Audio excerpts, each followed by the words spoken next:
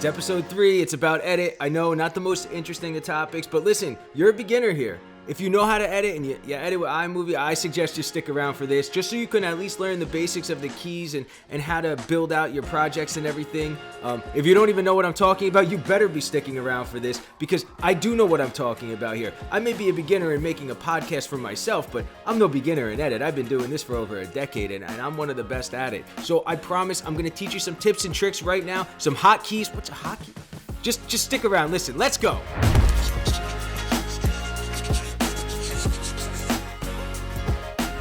Welcome back, everybody. Thank you so much for coming back for 3 episodes of me.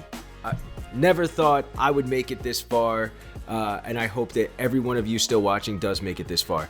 Seriously, if you have listened to what I talked about in my tease and kind of then in the rundown and in the setup last episode, I think that you should be in a position to have taped your first episode, at least taped a test episode, a rehearsal, see what it's like to do it, go through the motions for yourself. And if you did go through the motions and you have a finished product and you're just not sure that it sounds as good as you wanted it to, or it didn't look as nice as you wanted it to, this is where edit comes in. There's times when, you're going to want to do a pickup and you're going to need to figure out how to get rid of that, misstep, that mistake, I misspoke, I said the wrong word. How do you get rid of those things? Well, you keep talking and you fix it, you correct it, and then you make an edit. We're going to be using Adobe Premiere for everything in edit, anything. And if you're not using it, I highly suggest you get a license. It's pretty cheap. If you're a student, $20 a month, maybe even cheaper. I'm going to try to teach you a couple of the basics to step your way through. So that first time you're ever going to use Adobe Premiere, you will know exactly what to do on day one. Not many people know that without probably watching a few YouTube videos and trying to figure out what's going to happen. I think that Premiere is really friendly for a new user. I've taught plenty of people how to use it that have never edited in their life, and they can at least get through a podcast edit for real. Like, this is why I taught them how to edit.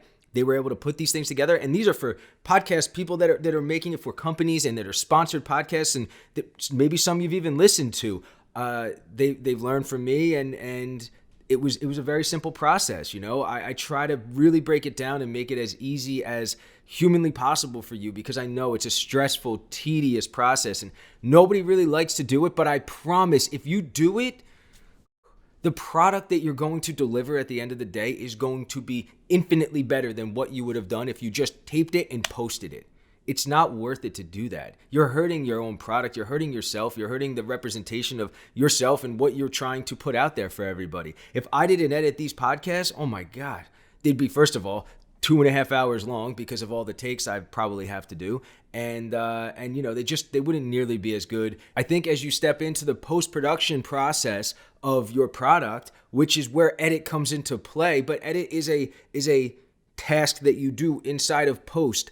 It is not, all of post, because post, you're trying to reconfigure your show. Maybe you're building out your music and your sound effects, your transitions. Maybe your multi-camera, cutting between cameras. We're gonna get to all of that in a later episode. It's not in this episode. Today we're literally gonna learn the keystrokes and how to build a project and your sequences and organizational skills. Like, that's what we're gonna be talking about today. So, for real, if you guys know how to edit and you do know how to, no matter what program it is, if you know how to do that stuff and you have your own kind of workflows, I think you probably can just skip this one and get right to episode 4. And I'm okay with that, because I know that you know what you're doing already. But if you don't know it in Premiere and you want to test out Premiere, You probably do want to watch what I'm going to have to say here, because these are going to be those hotkeys, that way to move around in the program and just get yourself familiar with it, because then you can take all of the things you already know how to do and apply them to Adobe Premiere. It's what I did actually personally when I transitioned from Avid to Premiere. I loved Avid. I was a master in Avid. I loved it. And there was a time where we just weren't using Avid anymore, and I had to catch up with the times, call it. I switched over. It was a little bit of a learning curve for me. It took me about a week. I picked it up, how to edit the full, how to work my way around it in a couple hours. But it's not too different than what you'd be expecting it to be if you've ever used a Final Cut or an Avid. It's actually way more user-friendly than Avid is. I don't like Avid anymore for that reason. And I don't plan on going back to it. So let's get to it. But before we do, let's get to this segment that I have slowly become, a fan of on my own, because it is real. It's authentic for me. It's a way for me to break down myself and do what I actually do in a controlled environment, I guess you could say, in the control room and in post, in edit. When I'm overseeing an edit, these are the things I do and talk about, and these are our post-mortem meetings. These are all things I'm definitely capable of doing, but to do it to myself and spinning it and flipping it back to me, it's a little bit weird, but it's fun, because I'm watching myself and I'm learning off of myself. You're all going to be able to do the same thing. Watch back your content. You're going to see it enough times that, you misspeak too many times, or you're too quick, your pacing's off, all of those things. It's why this segment works for me. It's why I've come to love it as much as I do now. So let's just get into it. Let me be honest. All right, where do we start here? Let's go high to low, all right? Highs. The episode itself, start to finish, I loved it. I loved what I had to give you. I thought that I really delivered a lot of content for you guys. I think I delivered exactly what you probably thought you were going to get out of episode 1. I think you thought you were going to learn how to make a podcast in episode 1. I think in episode 2, we stepped through the rundown and the brainstorming of it all, and then you learned the setup. Did I expect it to go an hour and a half? No. I did not want it to be an hour and 30 minutes. I wanted it to be more in the hour to an hour and 15 minute range. That just didn't happen. Obviously, it didn't happen because I ran into a ton of issues in my pre-production of it and in my actual production. I ran into major issues. I taped over 2 days. I lost, X amount of footage. I don't even know how much. It was tough. It was challenging. It was defeating. I was defeated. You saw it. I mean, look at that. Like, that's not fun for anybody to deal with. But these are things that I'm telling you, unfortunately, just be aware. You could run into them. You probably are going to run into these types of things. If you are thinking that every episode is going to be, hey, hit record, tape an hour, hit stop, post it to the internet, it's not going to be that easy. Not if you want a really good polished product at the end of the day. Not if you want to deliver something that you expect, your audience to keep tuning into. At least that's not for me. That's not how it works for me. I need to polish it up a little bit, throw a couple bells and whistles on it, build out a graphics package, that kind of thing. So if I'm being honest about that episode, I think if you look at it as, your pre-production episode, I think that was a good pre-production episode. In pre-production, you were going to build a rundown and you were going to need to set everything up and get everything up and running. That is what pre-production is about, those 2 steps. I took a little bit more time than I wanted. I did not want it to be an hour and a half. But, we all saw after the first 10 minutes, you're kind of hooked in and, we saw where the episode was going, and then all hell broke loose. And it wasn't fun for me. I had the tape the next day, and it was challenging. It was challenging to kind of go through the motions again and be repeating myself and wondering if I said this already or not while I'm going. I'm on the fly, so it was challenging. It made it more challenging. It made the post-production process exhausting for me. So how did post go? That was a lift. That was a heavy, heavy lift. I can't even tell you how many hours I put in between trying to figure out what I had, what was good, what was usable, what I was going to use from the second take as opposed to the first one. If I was using anything from the first one, I really liked some of the things I had to say in that first take, so that's why that first thing happened. And I told you, it's authentic. It's in the moment. I want you to see what could happen. I wanted you to see that even me, I can screw something up on accident. Something can go wrong. Something can go off the rails like it did. And it's not fun when it does. But you gotta push through it. And I pushed through it. It crippled me for a day or two. I couldn't get enough of that energy to go and really sit down with this episode and post. So that post process for me, that was a lift. And then since I did tape long and it wasn't an hour to an hour and 15 minutes, I had that's extra time that I had to deal with in post for mixing and graphics and making sure everything looked good and multicamming it. And that's a lot. That adds to your workload. And when you start building that out, you're going to start to realize real quick why you want to keep that episode down around 45 minutes. So keep that in mind when you're taping, that an episode that's an hour and a half, that's an hour and a half that you have to do at work. And just so you know, that hour and a half was, cut out. We cut out probably another 45 minutes worth of talk. Maybe not that much, but you get what I'm saying. Who knows how much content you're cutting out just to get it to be an hour and a half. That's a lot of work. It's a lot of work in post, but post for you is going to be edit. And that's what we're going to get to. We're going to get to edit today. Let me just keep moving right along because those were the two biggest things that I had coming out of that episode. I thought it was good, but it was entirely too long and the post was just a nightmare. How about the host? Let's give a couple host grades. So, how am I grading today? Well, if I were to grade myself episode 1 to episode 2, like I said, a little bit more seasoned. I felt it when I sat down. I felt that I was not as, all over the place. I felt like I felt like me a little bit more, and I felt in control more. I think that it was a good showing by me as a host, as the host of my own podcast. That was good. And listen, for episode number 2, episode 1 was what I probably would expect episode 1 for me to be. It was me kind of going through those motions, trying to be a host, finding my feet. Episode 2, that was me. Okay, now I see what I did wrong. Now I know how to fix it. Now I know what I have to do to make myself look better on camera, sound better on camera, be a little bit more clearer, enunciate some words a little bit better. Those were the things that I was looking for in episode 2. Now episode 3 right now, That's what I'm thinking of in the back of my head. Hey, keep the pacing going. Keep the energy up. Keep your audience engaged. That's what a host does. And see, that's the thing. Even though that episode was an hour and a half long, I think between enough information, there was a little bit of, mishaps, entertaining, whatever you want to call it. If you stuck through for an hour and a half, then personally, I did my job as a host. So if I'm grading myself based on this, hey, you're a green talent that has never done this before, I gotta be in the 80s this time again, and probably in the mid to upper 80s for myself. What I was expecting to get, man, I can look at myself and smirk and smile when I'm in post because I can't believe sometimes how well I can transition from segment to segment, how I can talk about things and really explain them in a way that is understandable to an audience that has never done this before. That is how I'm treating all of you. I continue to say that.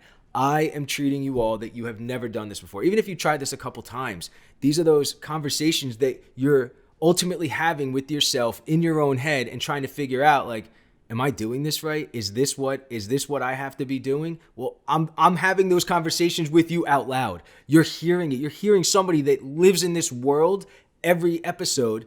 I live in production, and now I'm just doing it for myself. Only thing I really got to work on is being a host. Well, how hard is it to be a host when you know the content that you're talking about? You know exactly what you want to say. It's just up to you to say it and deliver it the way you want. So that's what you have to do if you're being a host. So for me, I'm giving myself, thumbs up, 87 for a green talent. Hey, talent that has never, talent if we're talking about like if someone was going to be on a TV show, we're probably still in that, D to C grade level right now. We're not there yet. Maybe this episode I step it up again. It feels like I have something going, and it feels like I have each and every episode I am continuing to increase in my ability to host. I wasn't expecting to this rapidly in my eyes, but for me, it seems to be working. It seems to be working for me right now. We are actually going to learn, like every B block will do for me, my second segment of every show. We are going to dive into it a little bit more. We're going to get into the details of it all.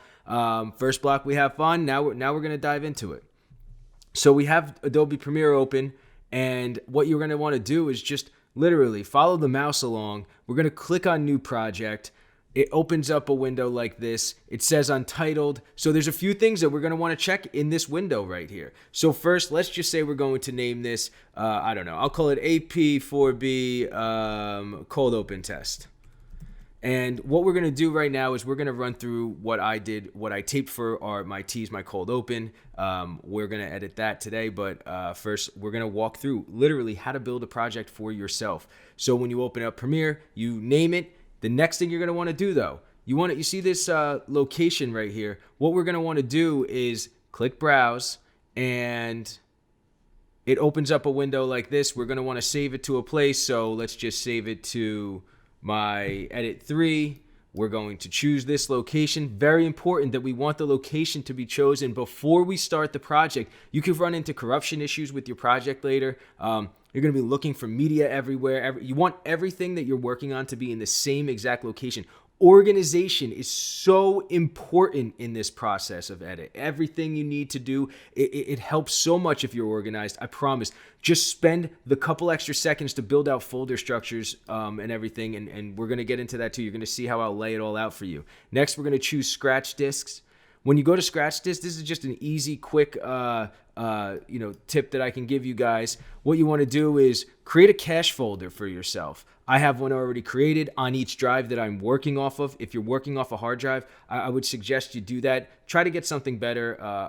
SSD is probably a little bit better for that too. Just something that has a lot of storage space for yourself. You'll blow through everything on your laptop. Also, your cache files. What cache is essentially all these small little render files. Think of it as like bits and pieces of information about your projects. As you can see right here, there's media cache, there's preview files, there's auto saves.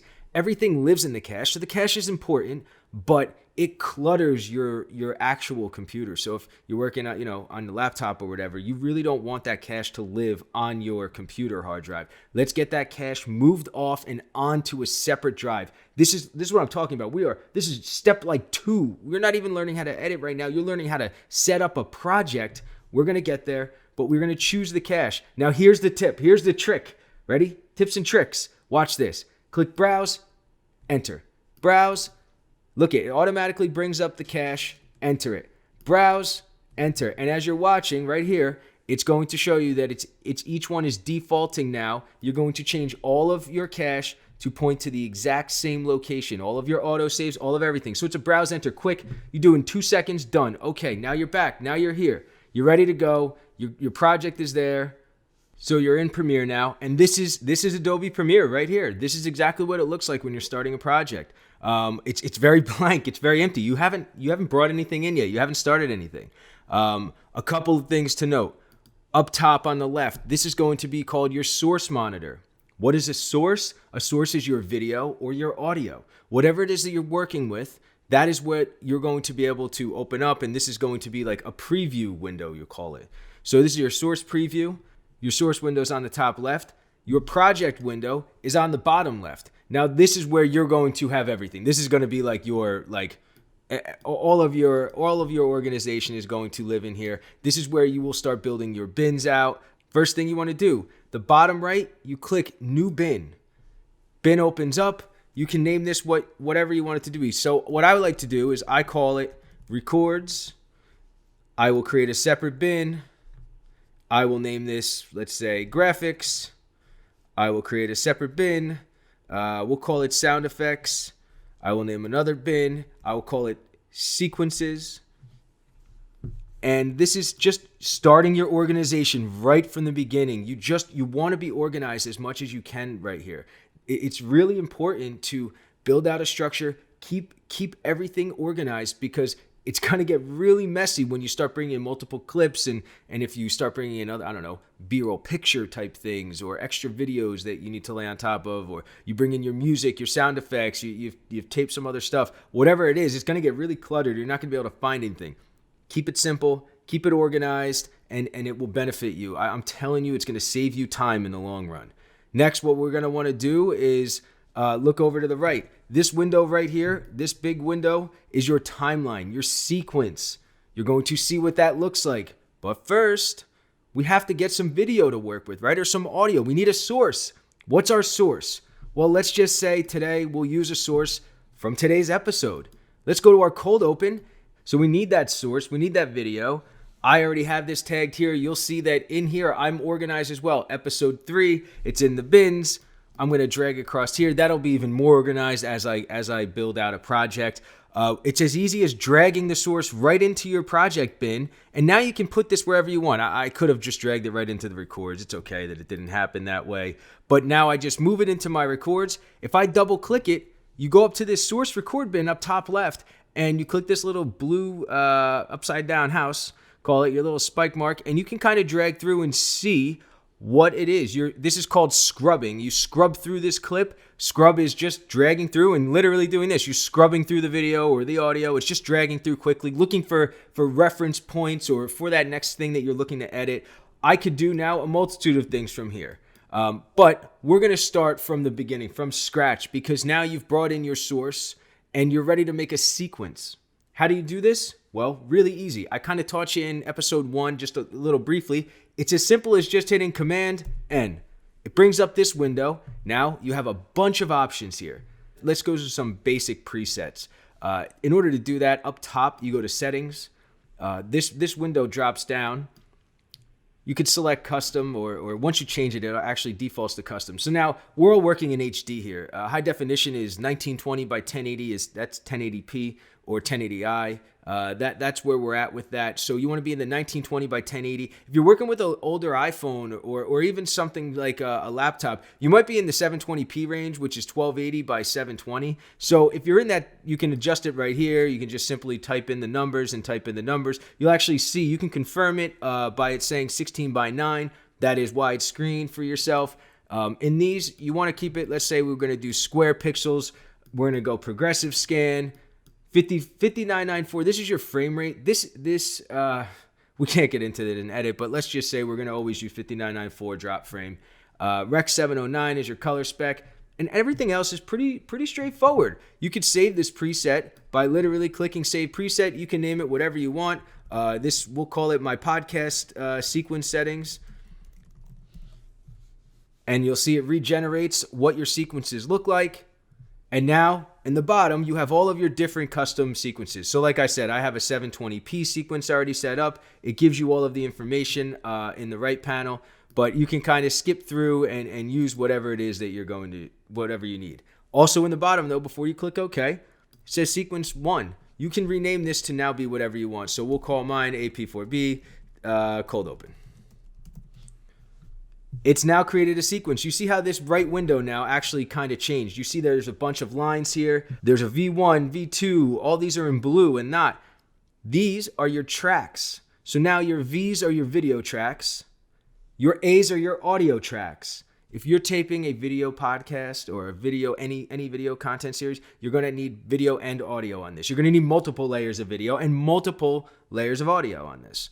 Your tracks. You're going to need, in an audio podcast, you don't really need any video at all. You can certainly use it for reference. It might make it a little bit easier. Like I said, you should just record because it's easier to find yourself talking. Maybe you wave at the camera when you need to do a take, or you hold up a stop sign. I mean, you could print something out. Lots of tips and tricks like that. If you're just taping an audio podcast, it doesn't hurt to tape video. It does take up a lot of space though, video, if you are going that way. So I just watch with the video how much you're ingesting on that front. When you're now in Premiere, you have the video tracks, you have your audio tracks.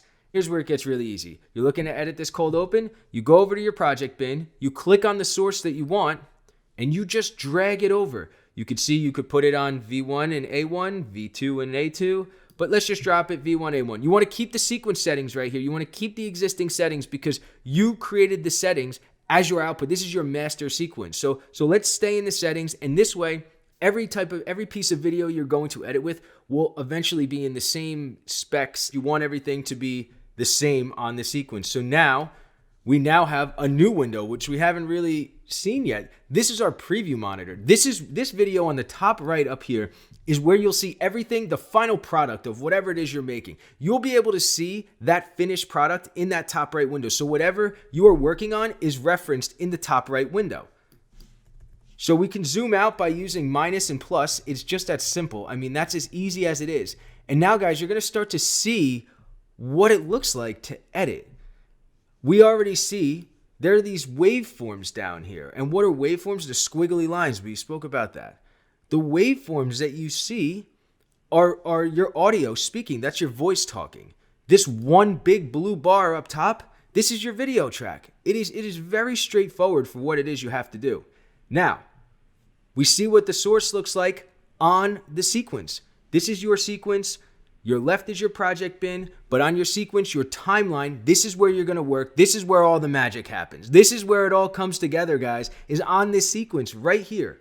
So this sequence, so many things that you can do with it. I mean, everything happens here. You can create a ton of video layer tracks and audio tracks. This is where your music goes, your sound effects. Everything will get pieced together.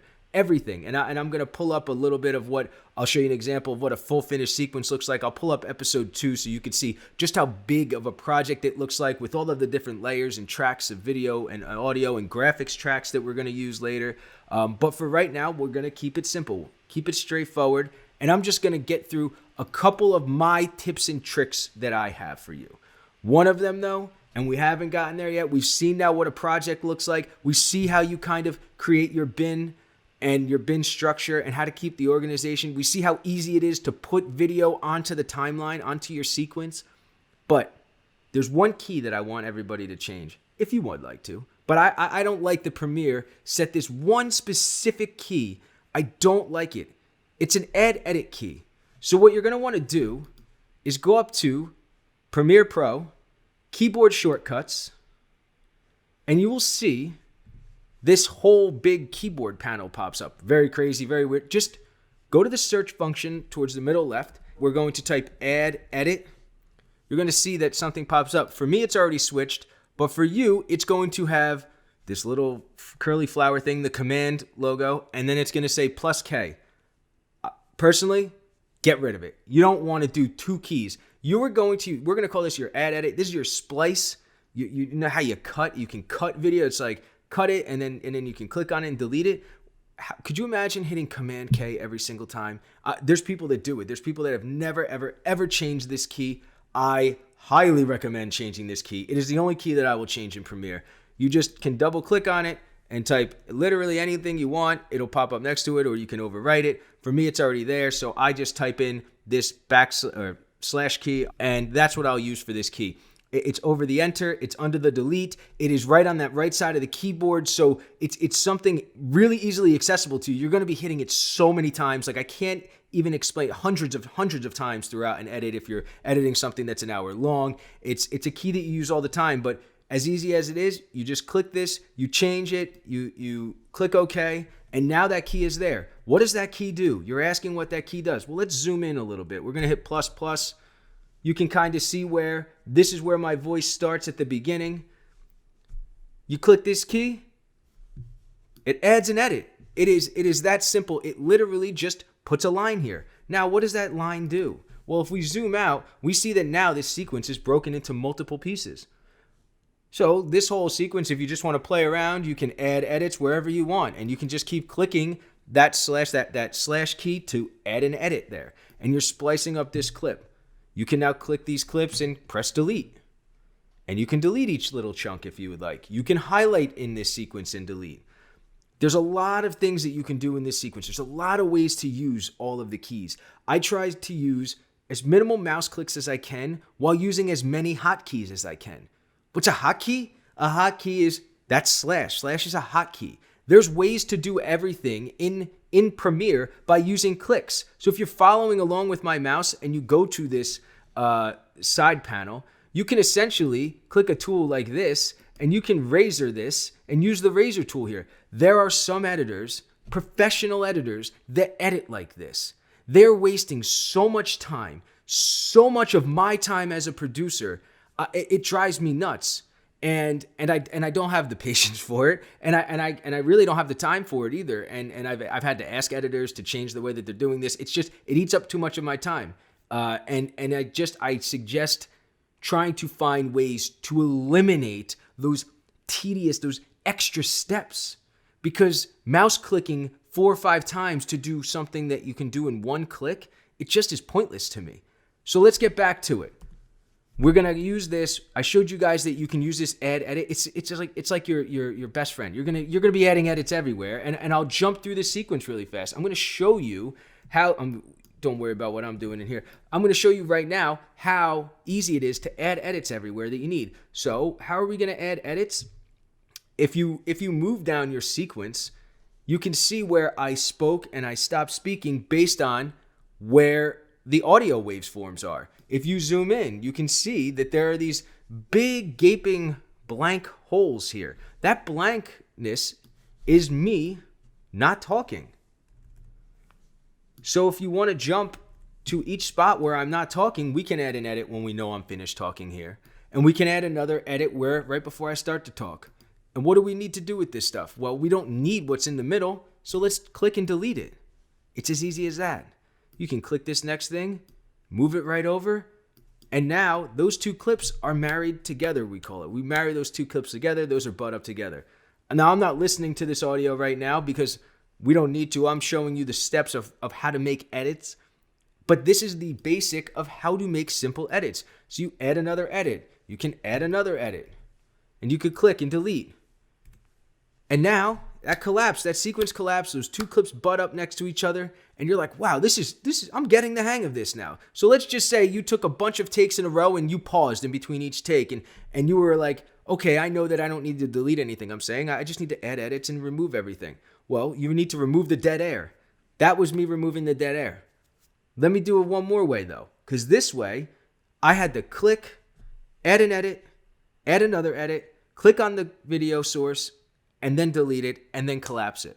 Well, I can do that with basically just using two keystrokes.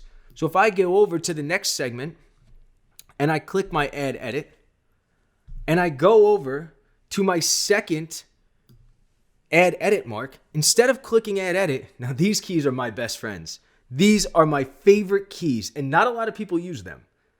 Q and W. They are my favorite keys. Q, watch what this does.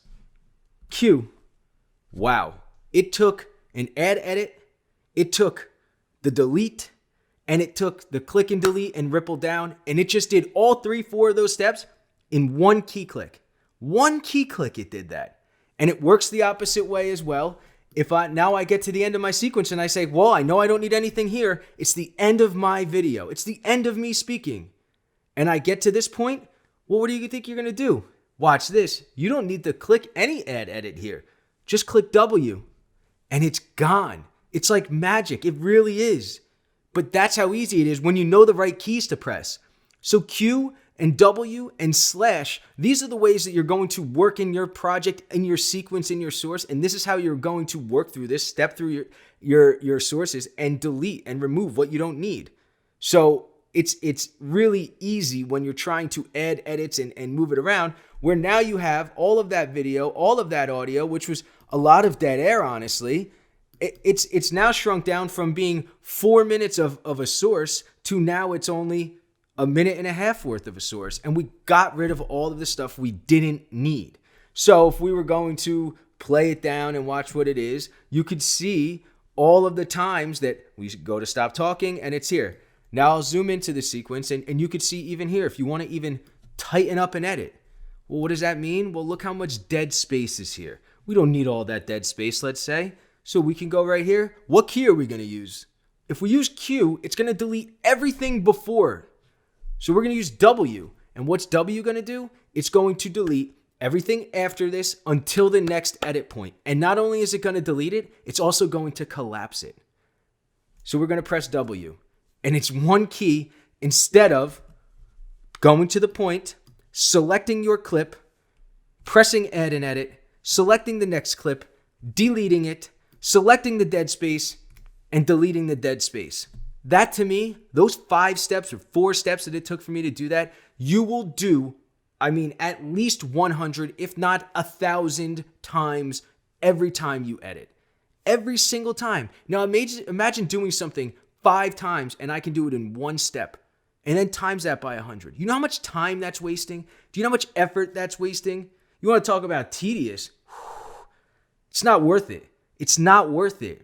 Let me get back to it. I'm going to clear this timeline. I'm going to select everything. It's really easy to use this sequence as well. As long as you're under the time marks of everything, you're inside of this sequence. You can see how easy I can select, drag, I can select 1 clip, 2, 3, 4 clips at a time. I can come here, I can click on individual clips, I can lasso them backwards and select all of the clips. It's really easy to use the media inside of the sequence, especially when it's just one source. When it's just one source, a video and an audio track, and they're linked together like this is, it's really simple. So you just select all of this and delete it, and you cleared the whole entire source. Let's bring it back, because there's a couple things that we have to do now, and now we're back to this setting again. You bring in a source. This source is asking this because we set this sequence to 5994, the frame rate, which don't worry about the frame rate right now, but we have different sequence settings. It's also, if you noticed, you see how zoomed in it is? It's blown. My video is blown up. That's also why this is saying it. We still want to keep the existing sequence settings. It's because I shoot in 4K. So when we go into the sequence now and we drag this video, you see how I'm zoomed in. You can only see my mouth. You're probably like, well, this isn't a good take. No, it is. It is. But let me show you what we're going to do here. So if you got to resize your video, this is something that you're going to probably have to do right off the bat. It's as easy as clicking on the video source, press Shift 5. When you press Shift 5, it brings you to your effects control. Now that source monitor that's in the top left also doubles as your effects control.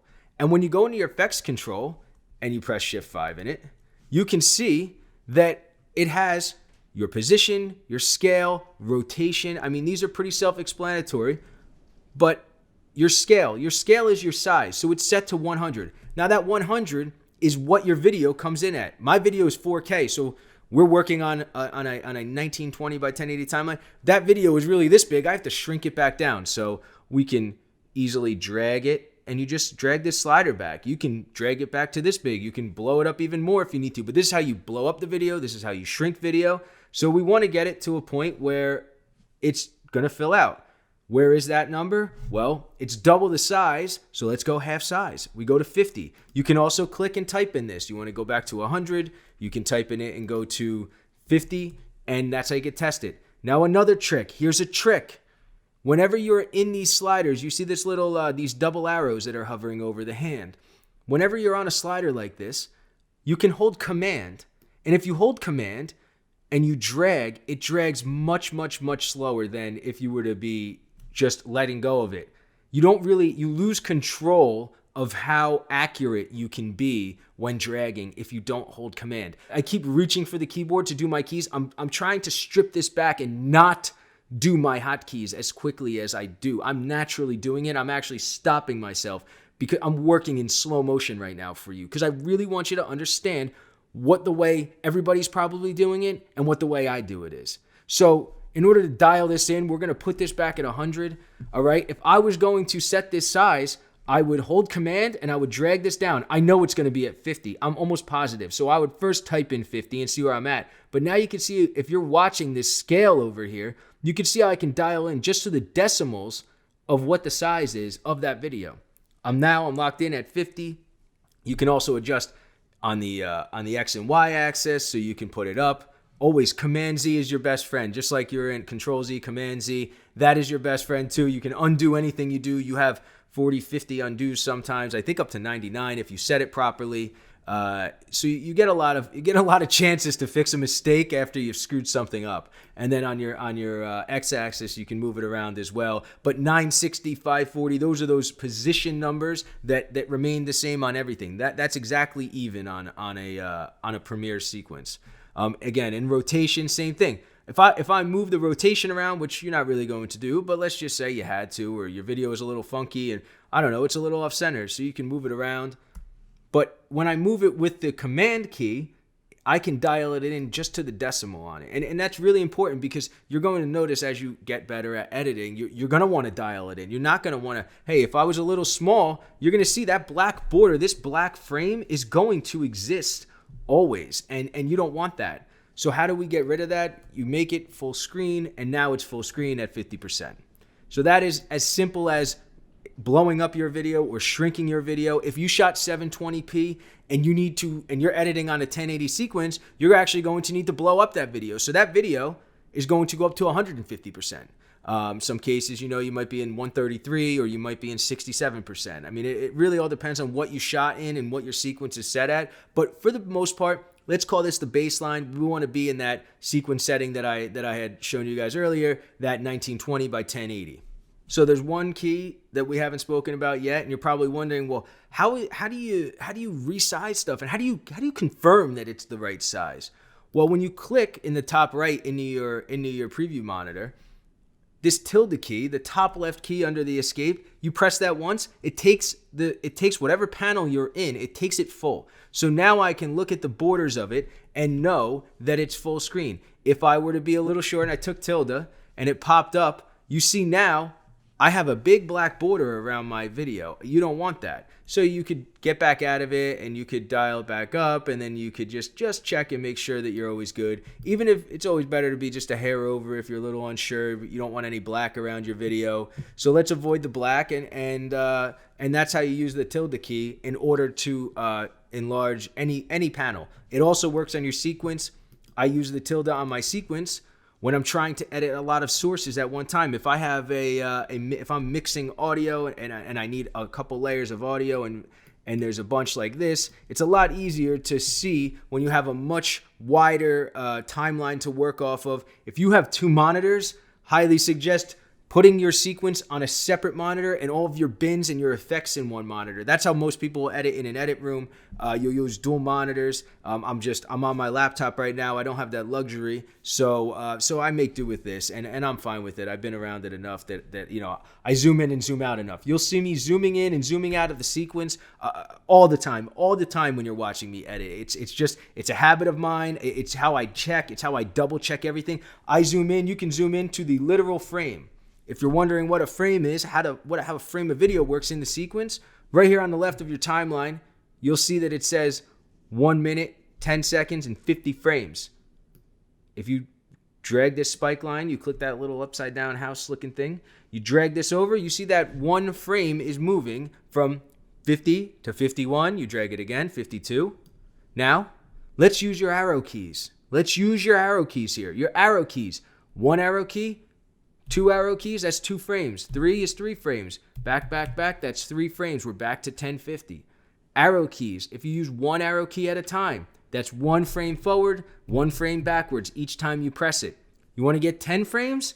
Well, hold shift. 10 frames at a time. And that's how you can jump for multiple frames at a time. You can hold shift and hold this down, hold down the forward arrow, and now you're actually fast forwarding, but with more control.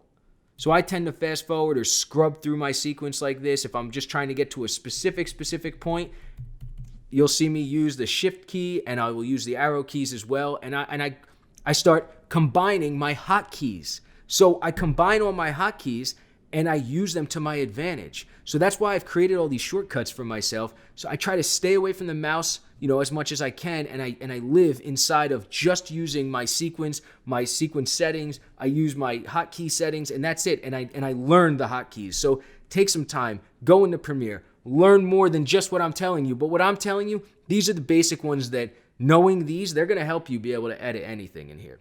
We know that we can use the plus and the minus to zoom in and out. We know that we can use the Q to delete everything and everything before the clip, before the edit. We know that we can go and use W to delete everything after the edit. So those are really easy things we're gonna do. A couple extra hotkeys to learn. This is going to deal with your mouse though, because your mouse is important. It is important to your sequence. You can't really move around too much without using your mouse. But how do you use it and combine these hotkeys with it to get the most out of it? Well, let's learn a couple of them, all right? First off, V. V is your key that will go and bring up your mouse pointer. You ever lose that mouse pointer? Remember to click V. V will get you to your mouse pointer. Now, anytime you have your mouse pointer on, you can click, you can highlight, you can drag, you can select, you can do anything with it. Next key, A. I'm going to show you how A works by making a couple edits right here. If you press A, you see these double arrows go across. What do these do? Well, anything on the sequence that is after these arrows will be selected and moved down. So let's just say you wanted to just move that one clip. You can just select that and move it down. Let's say, though, you need to move this clip and that clip. It'll keep the distance. It'll keep everything in place, but it will move everything down at one time. You want to move everything again? You move everything again. But you use that by A, and A keeps the same. It basically locks everything in on your sequence, but it takes all of the media that is there from that point and forward, and it moves it as wherever you need it to go. You need to get back, you press V, you get back to your mouse pointer, and now you can click and you can delete your gaps in time, and that's how you can use your mouse pointer to your advantage there. You click that, and now you're back, and you can click around to whatever you need to do. If you're ever on A, you can still click into your bins, you can still click through. Your V, your mouse pointer exists in all other windows, but on your sequence, on your timeline, you need to, if you're on A, you need to go back and click V, or else you won't be able to get back to your mouse pointer. Now, on the left side, in this middle panel right here, you'll see this mouse pointer is selected, right? Your selection tool, V. It's right there. That's what we've been talking about. Track select forward tool, A. That's what we just spoke about. While you're in V, you can use the trim tool. You can see this by, at the end of any clip, you can see at the edit point, there comes up with this red bracket with an arrow. If it's pointing left, that means you could trim it backwards. If it's pointing right, that means you could trim it forwards. It's a really easy tool to use. You can expand any clips that you have that you might have trimmed too much off of. You can absolutely extend the trims. You can see how we can get that dead space back just by dragging it. You have a lot of fun with this. Play around with it. See how it works. It's really, you can dial it in when you zoom into your sequence, and you can really trim right down to the edge, right down to the frame you can get to. And it's really helpful. It's a great tool to use, and it goes hand in hand with the next tool, which is N.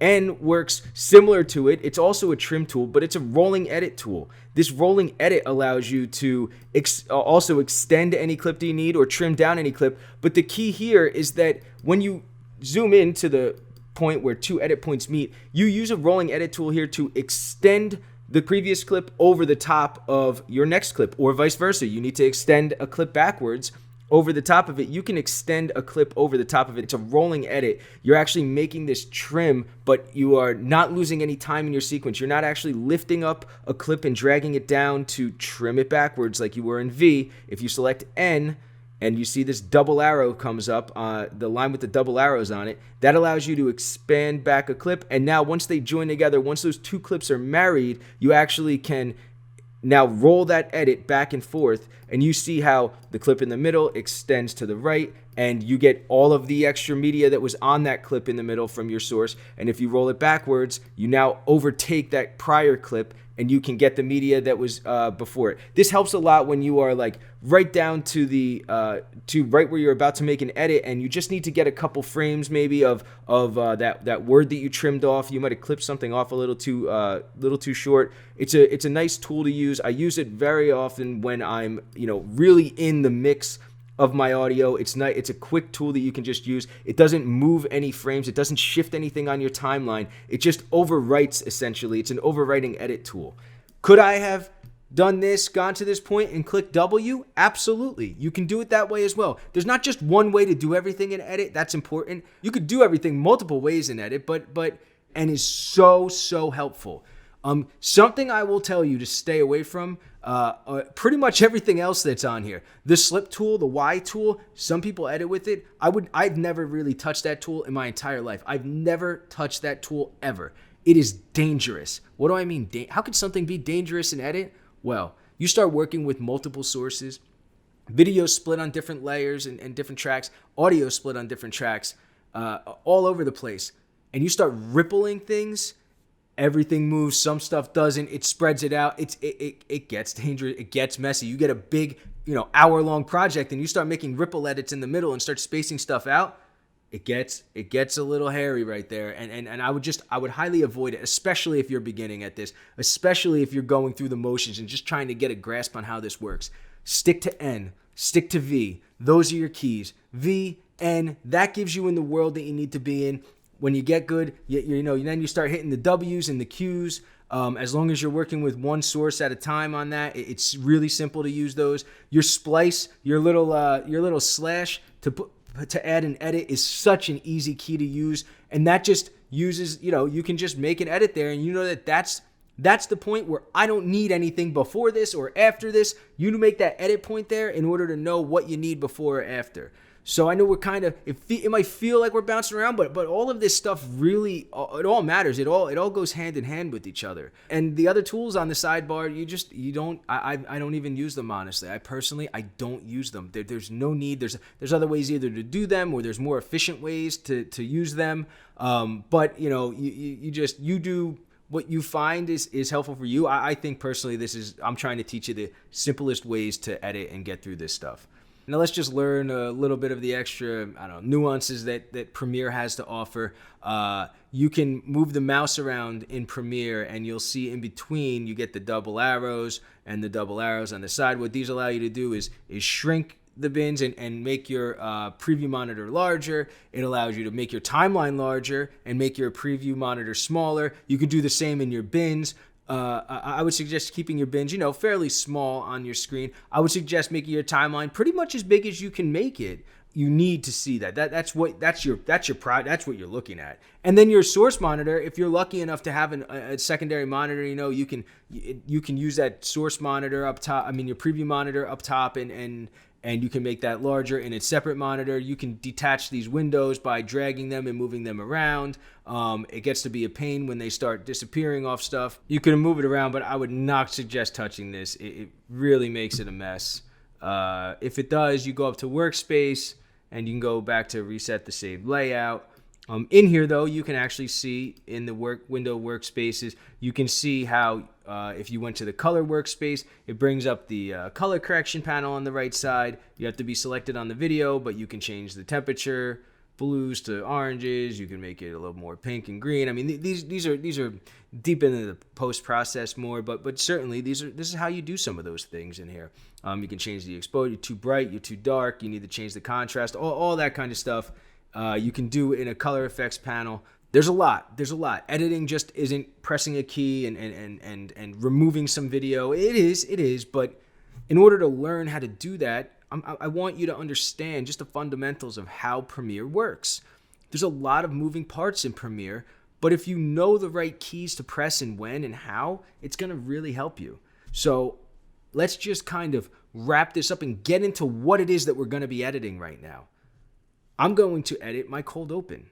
And in order to do that, I got to throw the headphones on. So let me get the headphones on, and let me just dive into it now. And now I'll keep the audio low for you guys so you guys can still hear me talking here. I'm going to go to my records. I'm going to drag my video onto the sequence. I'm going to keep the existing settings. And now we're going to go through all the motions again, but you're going to see how fast this comes together. We're going to click the video, Shift 5. What are we going to do here? We're going to go to 50%. Here we go. We know we're good. Now I have all this video here, and I see I have all this. I'm going to zoom in. I see I have all this dead space. What's the first thing I'm going to do, guys? I'm going to go right to this point. I'm going to press Q right there. So I press Q. All right. Now I know that I have deleted all of that dead air there. As I go now, I'm going to hit space. Space. This is a hot key. This is how you play and pause your video. It's episode 3. Press play. Hey, I promise you're going to get here. I promise you're not going to really want to be. So now we're playing. Play, pause, play, pause. Space starts the video, stops the video. It's a key. Yeah, you're going to use this key about 1,000,000 times. If you use the other ones 1,000. This is, how else do you listen to anything if you don't start and stop it? It's time to find that good take that I took. I know that it was not the last take. I know that it wasn't the first take either. So how can I just easily, without having to watch back minutes and minutes of video, how do I know that? I just look for the dead air. What's the dead air? Well, watch, scrub. You click on that spike line, you drag it, you see me talking, you see me speaking and moving around and talking, and then all of a sudden I stop and I'm looking off camera. We know that that's dead air. We know that that's in between takes. All right, well, let's use our friendly Q key and delete all that. We know that we don't need that first take. Well, let's see the second take. I'm going to zoom in a little bit. So here's the second take. Episode 3, it's about edit. I know, not the most interesting of topics, but guess what? You're a beginner. I'm a beginner here in the podcast. All right, there it is. There's a take. You see how I do a pickup right here? Now I'm going to reset, and you see all that dead air. I hit space. I stopped it right there. But I stopped it because I know that this, I'm pretty sure, is my good take right here. I know that this is my good take. So what am I going to do? I'm going to make sure that I don't lose any of that audio. You zoom in all the way if you want, plus, plus, plus, plus. And if you click this sequence, this spike line up top, you can put it right to the first frame. If you're watching my mouth in the preview monitor, you can see that it's about to start speaking. So I just go back. I back up maybe a half of a second before that, and I press my favorite key, Q.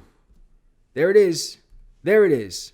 It's episode 3. It's about edit. I know, not the most interesting of topics, but listen, you're a beginner here. If you know how to edit and you edit with iMovie, I suggest you stick around for this just so you can. And here it is. This looks like the good take right here. This seems like the good take. I know it's the good take. If you don't even know what I'm talking about, I know that I just deleted all the stuff I didn't need. I do know what I'm talking about here. I know that now I have exactly what I need, and I just scrub to the end of it, and I wait for the out. So I see what the out is. What's the out? I'm going to teach you some tips and tricks right now. Some hotkeys. What's a hotkey? Just stick around. Listen, let's go. Let's go. That's my out. So I know that that's my out. Well, that means that if that's the last thing I said on this whole entire source, and that's the last thing that I need, it's done. I don't need anything else after that. So what key am I going to hit? W. Done. That's as easy as it is. I just made that edit. I jumped through my takes, and I got rid of what I didn't need, and I used Q. I used W. Realistically, I'm going to show you now in real time, real crisp time, how fast this happens. When I come in, I go here, I shift 5 it, I 50% it, I know that we're good. I go all the way to here. I know it's the second take. I look right here and I say, oh, there's my start and stop because I only talked for 5 seconds. I go right there. I press Q. I go to the end of it. I press W. I go to the beginning. I zoom in a couple times. Look how fast I'm going. Bang, I'm in. I go to the end. Clicking, zooming in. Let's see. Play. Let's go. Out. W. Done. That is done. I am done. I just did that. What I took 15 minutes to explain to you, I did it in 5 seconds. That's as easy as it is. But I'm telling you, it took that much time to explain it to you because you need to see how those keys work. I'm glad I got to show you how fast it happens. But all of the steps that you're going to need to learn how to take, it's repetitive. You're going to keep going through them. It's redundant. It is. A lot of the things I'm saying, it's just over and over, and I'm just beating you down with it. But I have to, because if you don't learn these keys, these hot keys, you're not going to learn how to edit properly, the way I do, efficiently, you name it, whatever word you want to use. That's what's going to make you better at editing. And if you really want to see, we could just go through these motions again. So let's just say I want to bring in the A block from my show. So I'm going to go to Finder. I'm going to go to my A block, which I taped on my other camera. So I'll bring it right into records. I drag it, I drop it, I take it from this, I drop it on my sequence. Here it is. I'm going to go through the same steps. I'm going to go up to my effects control panel, shift 5. I go up here. I change it to 50% right away because I know I shot it and it was a little too big. So I know it's at 50%. And now it's going to actually, if you look at the bottom right here on the bottom right, it's generating peak audio files. That's the waveforms. It allows you to see. Look for dead air when you're editing. Just find the holes in speaking and just cut. Make those cuts because you don't need it. You don't need any of that dead air. Who's keeping dead air in their show? You could just look at the audio and you could tell where your pickups are. You could just zoom into the audio and that's how you could just bounce around your sequence easy. So instead of watching back and especially if you know you did a lot of pickups, just jump to those dead air spots and then you'll know where it is that you have to pick up, all of your edits. And that's where you can add your edit there. And now you can move on to the next one and you see the next hole and you can add your edit there. It's as simple as that. One more thing I do want to show you when it comes to the sequences, because audio is something that, I'm telling you want to see it, visually see it. A little tip right here. If you hold the Option key, or which I believe is Control or Alt on Windows, Option, hold it, and then you roll your mouse up and down, you can zoom in, to your sequence. And now if you go over to where it says A1 and you hang on this side and you use the Option key, you can actually expand and contract your audio waveforms. Well, how much easier is it to see where you made your edits and where your stuff is if your track is enlarged? So when your track is larger and you use that Option key, I usually live right around here. When you see this line come up, that allows you, that's pretty much where I live. So you can see it's so much easier now to see those waveforms. and you can see where you started, where you stopped, and just how easy it is to find your edit points. Think of Option and Command and even Shift. Those are like a secret level of keys. Like every time you hold Shift and you click and you drag around, you can hold Shift and click, and if you get close enough to a line, to an edit, it snaps.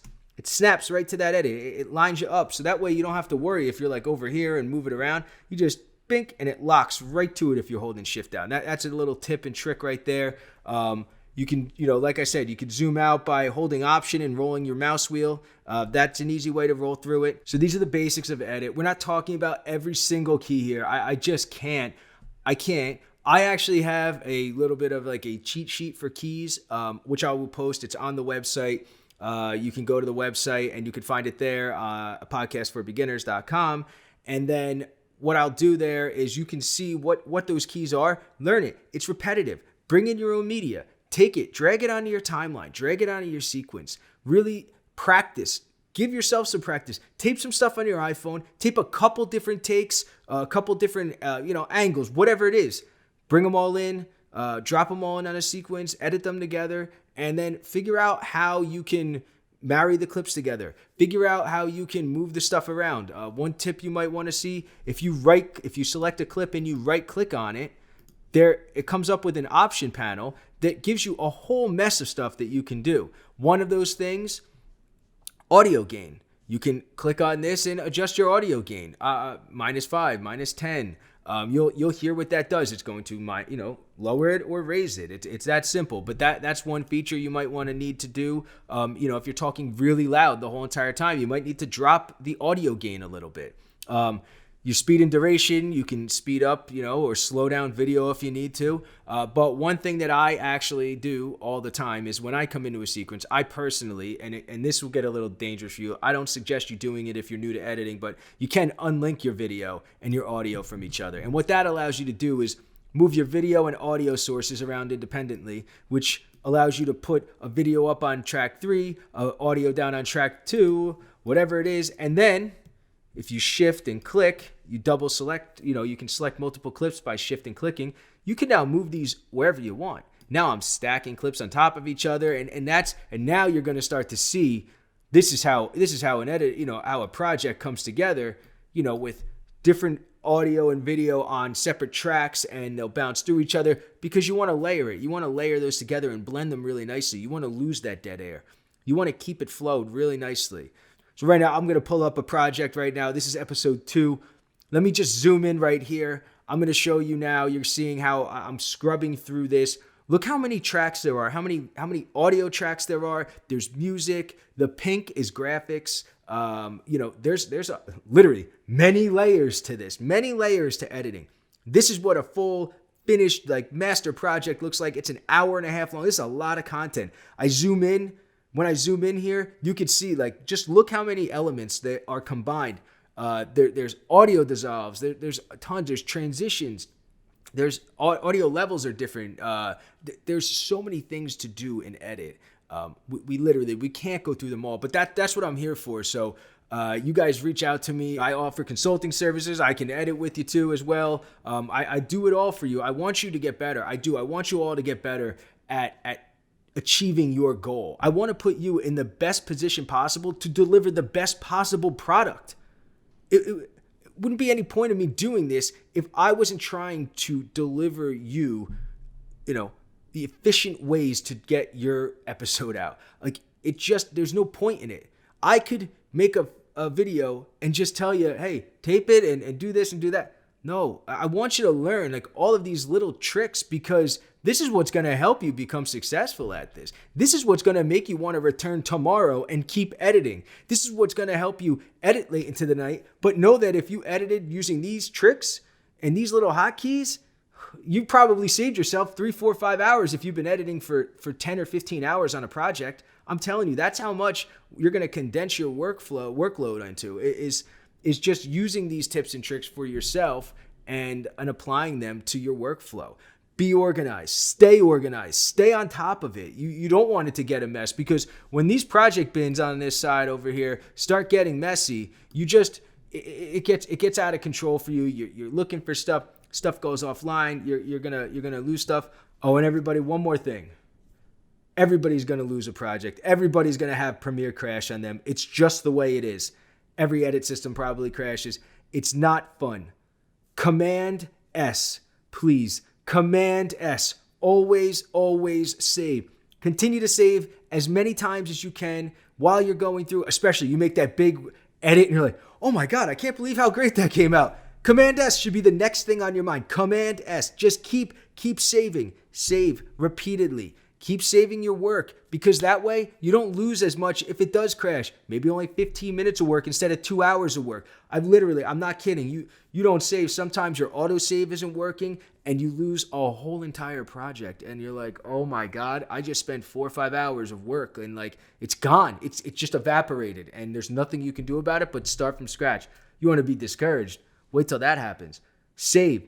Always save. Command S. Command S. Use it. It's a save feature. It's so easy to do. Just keep doing it. Your project should be auto-saving anyways, but if just in case it's not or it's not working properly, you want to make sure you're always saving. So you guys just keep saving your project, save your work, and hopefully you eliminate any types of major technical issues. You minimize them at least. All right, that was edit. That is as tedious as you could have imagined. I said a lot of words, but you learned 10, 15 keystrokes and some mouse clicks and some ways around some stuff and how to set up a project and how to build out your bins and everything and the organizational skills and saving is so important.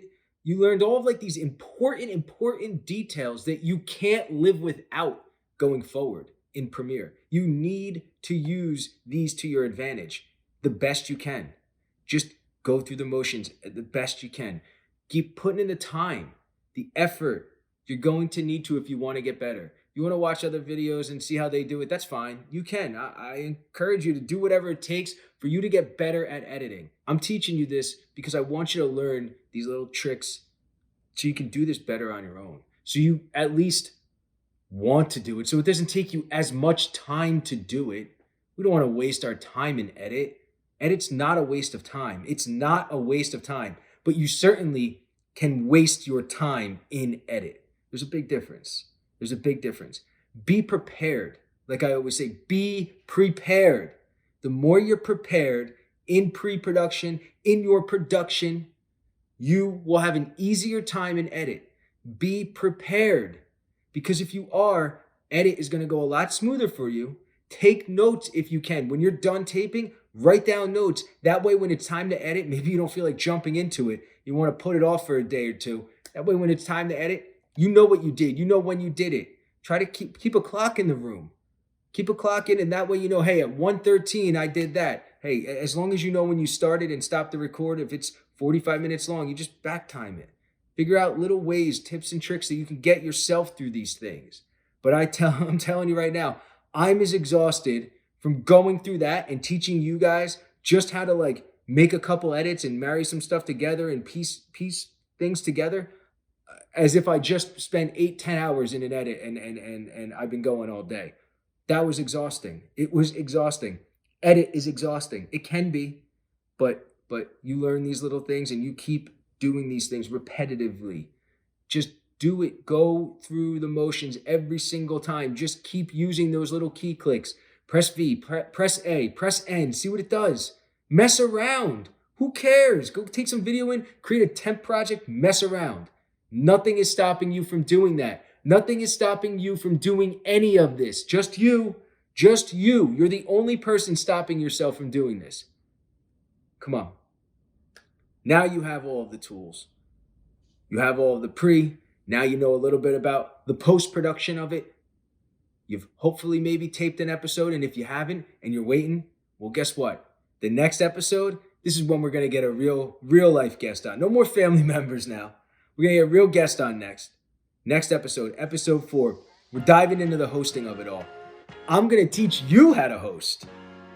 I'm going to teach myself along the way too.